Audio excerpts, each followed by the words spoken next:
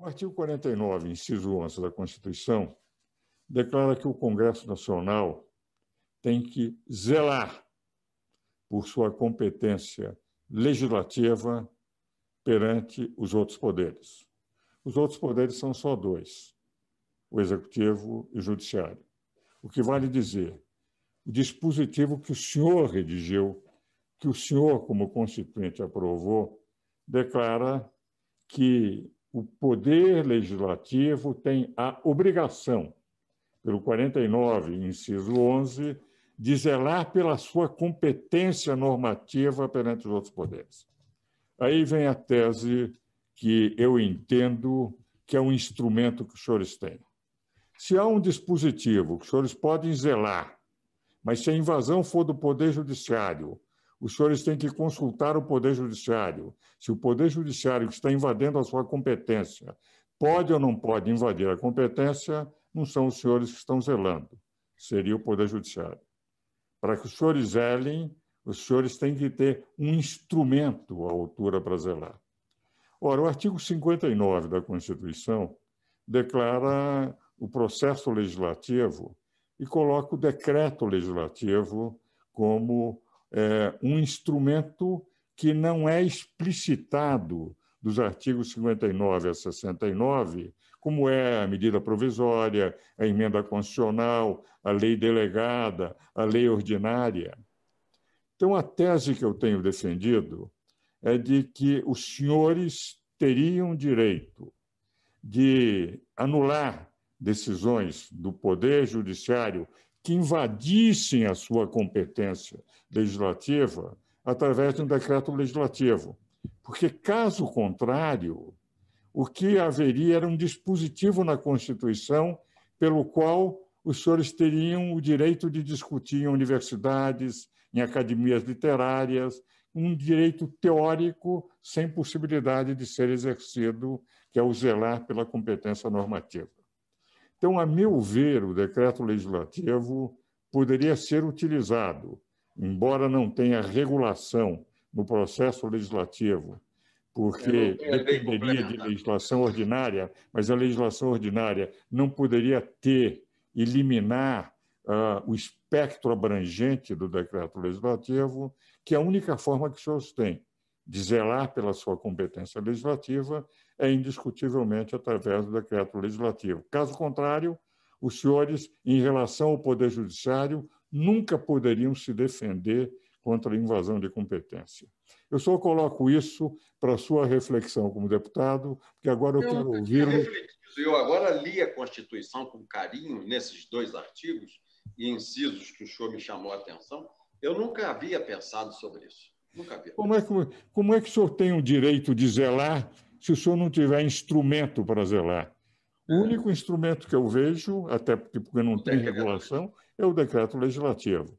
E vou mais longe, veja o seguinte, senhor deputado, se nós analisarmos efetivamente, o Poder Judiciário não pode negar, porque se negar, gera um conflito entre poderes, que só seria regulado pelo título 5º da Constituição, que fala da defesa das instituições democráticas e do Estado. Para nunca chegarmos a esse ponto, é que o Constituinte, na organização dos poderes, deu os instrumentos.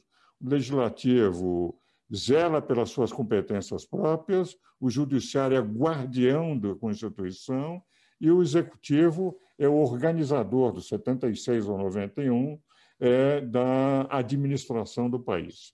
Mas isso eu só coloquei para a sua reflexão. O que eu gostaria de ouvir agora, como é que o senhor vê a conjuntura? E agora o senhor fala até o fim do programa, nesses últimos 8 minutos que nós temos. Eu vejo de uma maneira muito parecida com a Venezuela, doutor Ives. A Suprema Corte da Venezuela pôs a esquerda no poder. O que está havendo no Brasil, eu tenho conversado muito com ex-políticos da Venezuela, não é? Eu tenho uma atividade, eu tenho conversado com políticos da Argentina, do Uruguai, do Paraguai e muitos da Venezuela, hoje, inclusive, morando no Peru, mas eu me correspondo diariamente com eles. Quem começou o processo de consolidar o Maduro no poder foi a corte venezuelana. De que maneira? Primeiro, soltando os criminosos mais importantes, como a Corte Constitucional do Brasil fez aqui no final do ano passado, e não reconduzindo à prisão. Protegendo os traficantes, como tem feito a Corte Constitucional do Brasil. Basta ser preso um traficante do PCC que em uma semana ele é colocado em liberdade.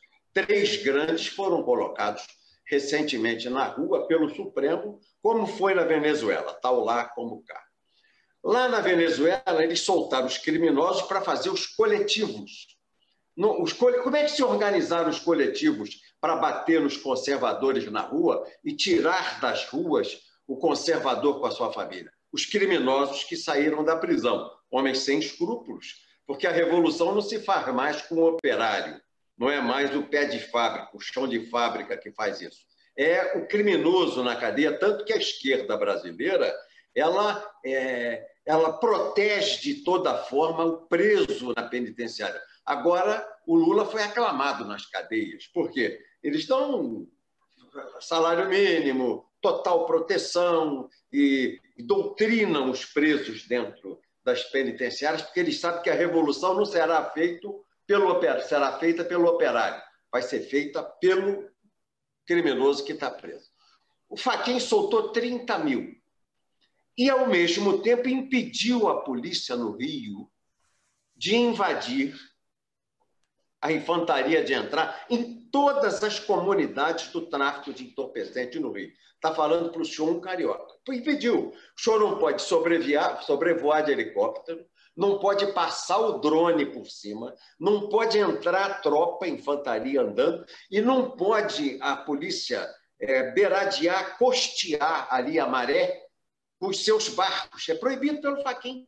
Então, criou áreas de proteção aos criminosos. Os 30 mil que ele soltou foram para lá, estão homiziados. Na Rocinha, na Maré, no Vidigal, na Baixa do Sapateiro, no Complexo do Alemão, de Jacarepaguá, estão lá. Tanto que o senhor anda na linha vermelha, na linha amarela, ou na Avenida Brasil, a qualquer hora do dia, tem um menino pilotando a motocicleta e outro atrás com um fuzil 762 ou 556 na mão. Não tem como controlar mais. Eles são extremamente poderosos, porque o Fachin proibiu até o drone de sobrevoar. E lá dentro das comunidades funciona a boate, a academia, escola, tudo funciona. A boca de fumo, tudo funciona. Só não pode funcionar para o trabalhador que paga imposto. Tal como foi na Venezuela, tal lá como está sendo cá. Na Venezuela, eles prenderam todos os conservadores, fecharam sua mídia social. Tal lá como cá, o que o inteligente culto ministro Alexandre Moraes faz aqui é o seguinte: prende os conservadores, até contra a Constituição, como fez com o deputado Daniel Silveira, com o jornalista Oswaldo Eustáquio, e fecha a sua mídia social, caça, como fez com a minha, caçou a minha mídia social, que tinha 100 milhões de interações, e fez com vários outros no Brasil. Isso foi feito também na Venezuela, tal lá como cá. E defrauda as eleições. 3 vezes os conservadores ganharam na Venezuela e a Suprema Corte da Venezuela defraudou as eleições, como está fazendo no Brasil. Eu afirmo ao senhor que o Bolsonaro ganhou em primeiro turno. O Haddad não chegou no segundo turno. Foi fraude. E como foi fraude essa eleição agora? Quando eles trouxeram para o Tribunal Superior Eleitoral toda a totalização e anúncio e divulgação dos dados, é para fraudar. Como é que eu faço para evitar a fraude? Eu pulverizo. Cada mesa coletora apura e dá o boletim. Isso aí não tem corrupção, acabou. A mesa coletora coletou o voto, 5 horas, acabou a eleição, 5h30 está o boletim pronto. 350, 420 eleitores cada urna tem. Em meia hora tem apuração, todo fiscal de partido tem um mapa na mão. Porque o voto é secreto, mas o escrutínio é público. O Supremo e o Tribunal Superior Eleitoral, que é um puxadinho do Supremo, puxou para Brasília. A divulgação agora é só Brasília. A totalização e a divulgação só Brasília pode fazer. Nem os tribunais regionais fazem mais. E atrasam 2h30, 3 horas para dar o resultado. Tal lá na Venezuela, como cá no Brasil. Infelizmente, a nossa Corte Constitucional virou um partido político sem voto. são todos políticos sem voto e representam a esquerda.